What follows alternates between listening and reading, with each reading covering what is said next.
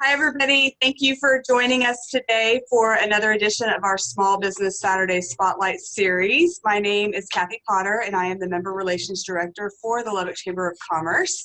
I have with me here today John Burke from Hi-Fidelity.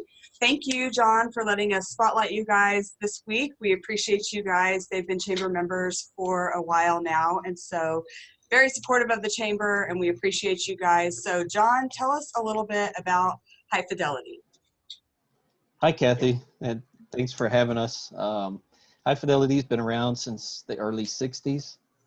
I haven't been there that long, but, they started out selling record players and, high-end audio components at the time. And over time, it's just evolved into kind of a home theater company with also a commercial focus to offer things like video conferencing, audio video in your conference rooms, digital signage, and IT support. So who is your ideal client? My ideal client is any company that's looking to bring video or phone collaboration into their office, or if they're looking for things like digital signage for customers to be aware of campaigns, or if they're really just looking for audio to fill their lobby. And then if they need IT support, we do that as well. So do you only do commercial? You don't do residential? We do a lot of residential. We have a complete team that also does that. And so you can help either commercial or personal. So that's great. What would you say sets you apart from other technology companies? what really sets us apart is the ability to come in and A to Z. So if you need physical security or video surveillance, we can do that. If you need audio and video, if you need IT support, we do it A to Z. And so we can offer a complete solution without having to bring in multiple vendors. Awesome. So John is also one of our chamber ambassadors. He's involved. He comes to some of our ribbon cuttings and groundbreakings to support our other small businesses. So John, tell me what you think is important about the chamber's role in our community.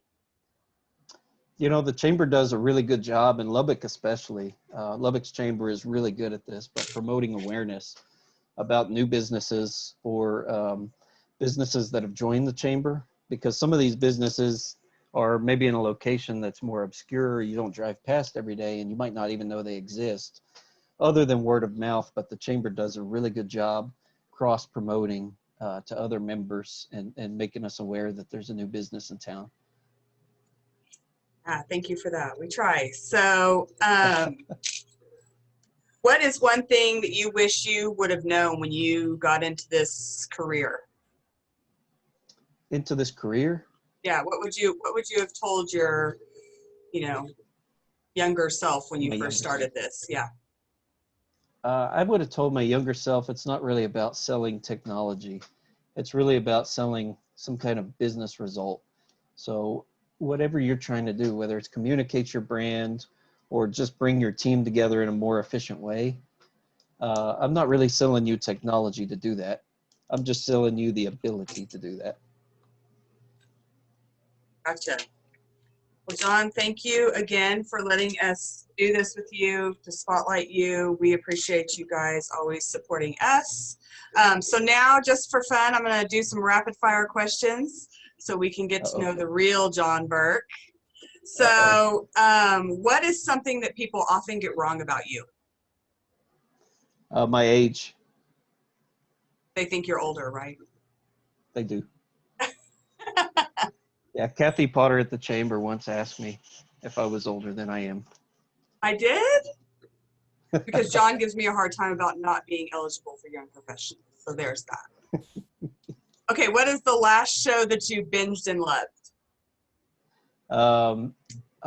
Bosch. What's your favorite movie? Favorite movie of all time? Big Lebowski. Favorite meal?